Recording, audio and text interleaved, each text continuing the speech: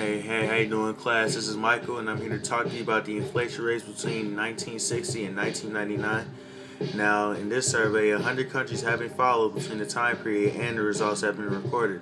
But let's not forget that the time period, this is where communism was high, or as the Americans like to call it, the Red Scare. All right, now let's go on our main factors. Now, the two main factors that we found with with inflation were the economic factors and political factors. Now, the democratic countries usually have better economies and lower rates of inflation than communist nations. The Democrats' scope of salience was free trade and elections for government positions, while on the contrary, the salience for communists was that the central government had control over all trades, and there was one leader that had control over everything. Now, we can look at one main question. Why do countries differ in how they conduct fiscal and monetary policies? Well, one answer that we actually ended up finding was that the structural features of economies determine the government's ability to collect taxes.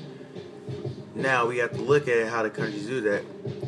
Now, the mechanical countries, i.e. the democracies, usually have a larger non-export income with open trade that have lower inflation rates with a higher capacity to collect taxes. And if we look at the developing nations, i.e. communisms, they are constrained technologically due to their low stage of development and how small their economy is. They usually have more trade barriers, so trade between countries is harder. But on the contrary, that really doesn't help to stimulate the economy at all. Now, the theory of optimal taxation is also consistent with the structure of determinants of inflation tax with the output tax. But with developing countries, that really isn't the case. Now, governments with a high incumbency rate and they have struggles within the central government can also correlate with high inflation rates, mainly because countries that can that has one leader, but the leader will get ejected, usually have a weak central government, and a weak central government can equal a weak economy as well. Now we can look over the struggle scope for the communist nations. Now, we've seen and found that free trade and free elections can make for a stronger economy and a stronger central government. But that goes against the goals of autocrats and other communist leaders. Their goals are for absolute power and total control of their country. But the only downside with that is that the governments like that get overthrown and replaced after a short while. Then the process really repeats until there's democracy established in those countries.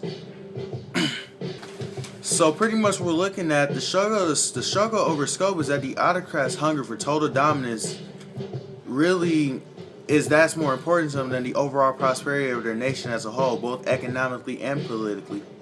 So pretty much in the video I explained here, we've seen that the struggle over scope is that communists really are hungry for power, and they'll do anything it takes to achieve that power. No matter how their citizens, no matter how their subjects, no matter how they're affected, as long as the autocrats have that power, then almost nothing else matters. Thanks for watching this video, guys, and that's it.